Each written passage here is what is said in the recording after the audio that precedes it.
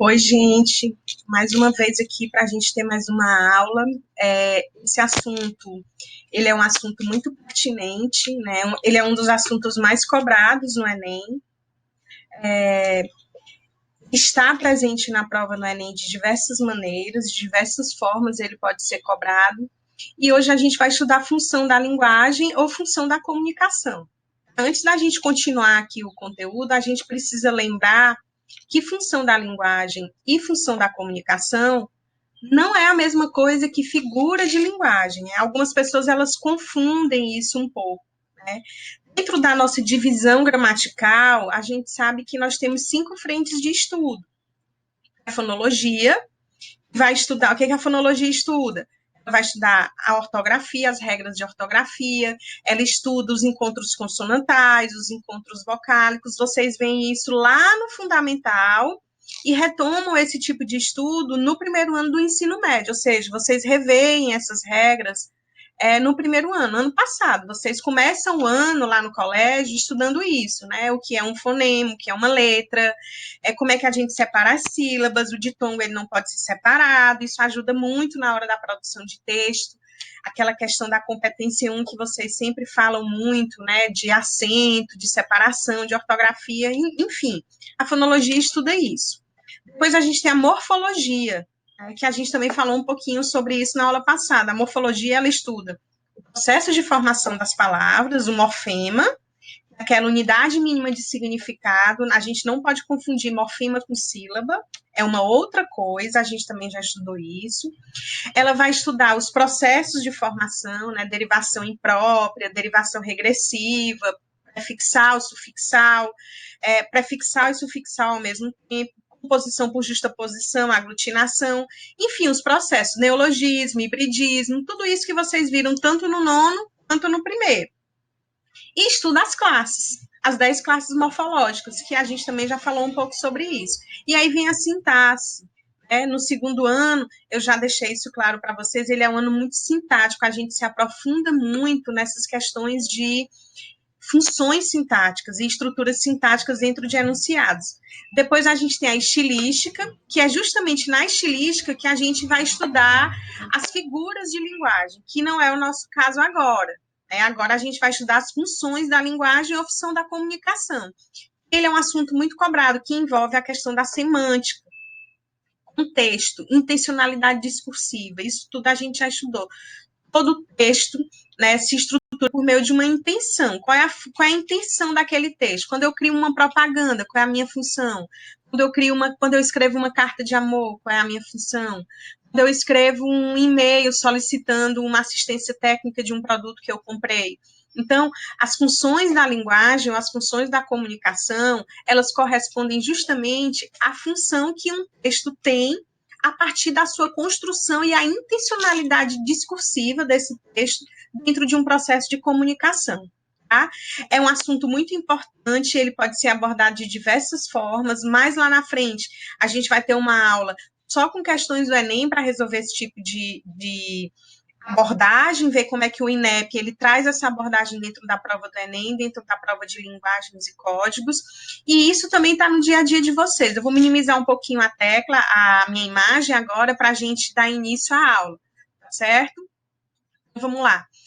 Eu disse para vocês anteriormente, quando a gente começou a aula, que toda linguagem ela tem uma função, tá certo?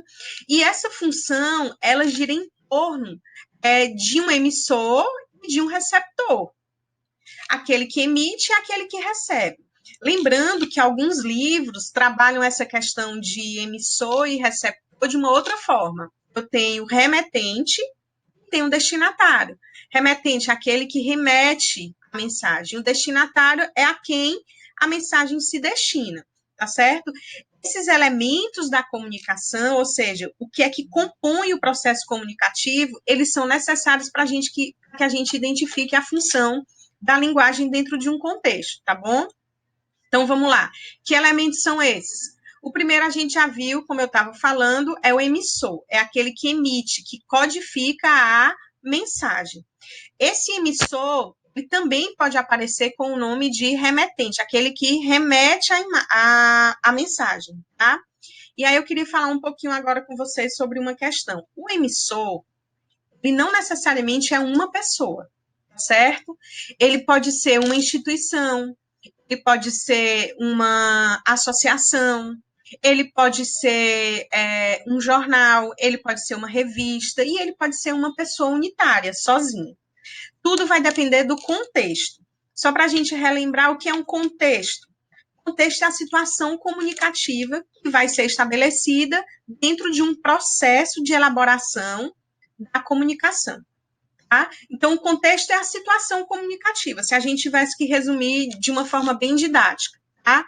Assim como o emissor, aquele que emite, aquele que envia a mensagem, não necessariamente é uma pessoa, o receptor também não é apenas uma pessoa. Ele pode ser, mas não necessariamente ele será. Vou dar um exemplo no nosso dia a dia. Vocês estão lá na sala de aula, aí de repente entra o coordenador e eles vão entregar para vocês um comunicado da escola. Todo mundo com saudade de receber um comunicado da escola. Pronto. Quando vocês recebem esse comunicado, eu tenho um emissor. Quem é esse emissor? É a direção da escola. A direção da escola ela está enviando um comunicado, que pode ser sobre uma aula extra, sobre uma aula em campo, sobre um simulado, e aí vai depender da situação ou da mensagem que a escola quer transmitir. Eu tenho um emissor que corresponde à direção, mas eu tenho vários receptores. Os alunos, os pais, o professor acaba também sendo um receptor indireto.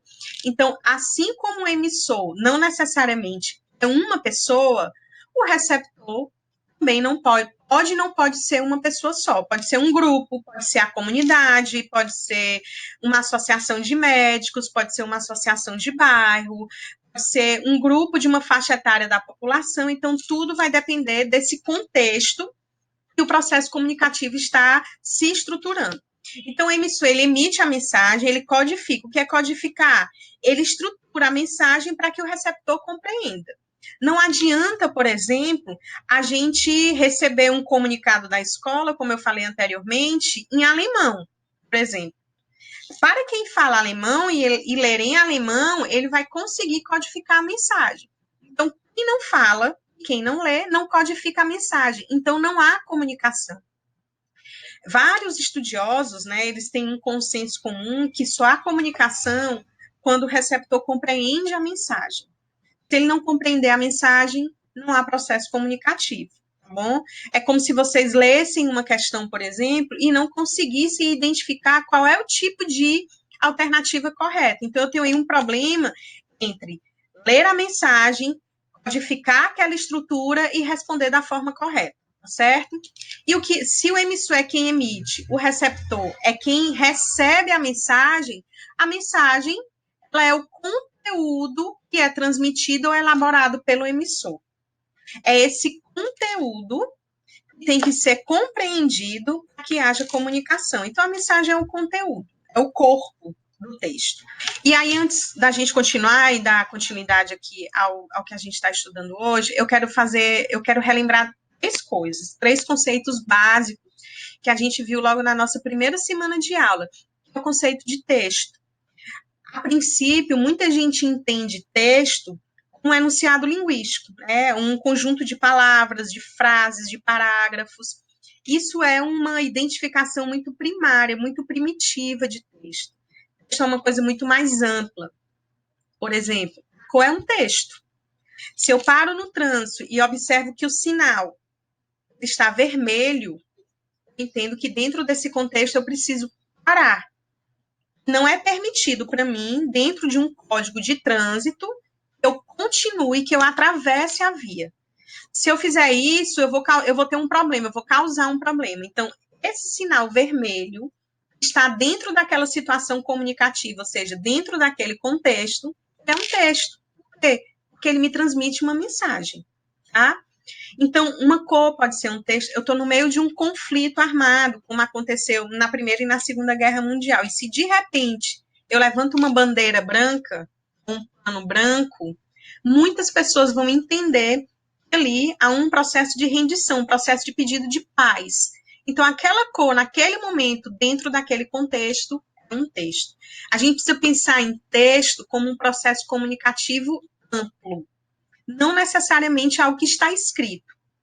A imagem é um texto, a nossa fisionomia, quando a gente está falando, também faz parte do processo comunicativo. Por que é tão fácil discutir pelo WhatsApp ou pelos meios virtuais de comunicação? Porque eu não tenho um tom de voz, eu não tenho a fisionomia, eu não tenho o processo de interação entre o emissor e o receptor. Isso tudo é longínquo, é distante. Os laços, eles não se formam dentro desse contexto. Então, é muito mais fácil que haja uma discussão ou não uma compreensão daquilo que está sendo dito.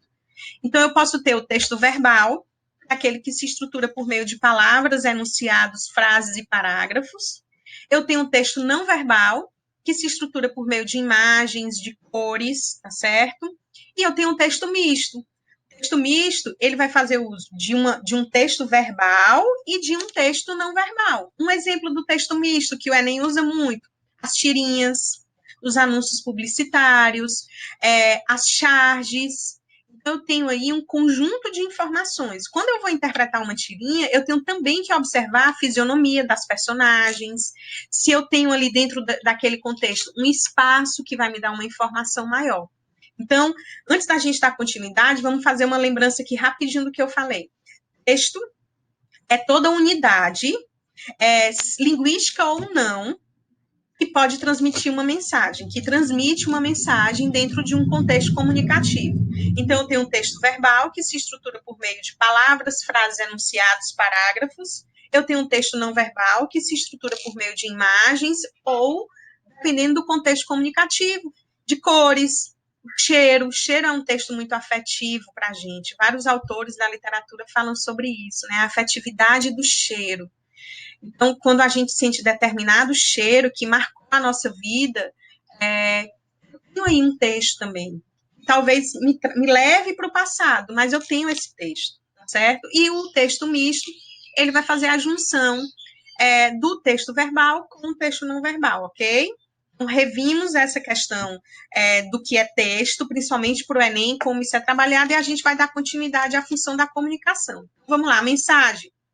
É o conteúdo que vai ser transmitido pelo emissor. É aquilo que eu quero que o receptor codifique para compreender a mensagem para que haja comunicação, tá certo? O que é o código, professor? Ai, conjunto de signos, que coisa difícil. Vamos lá.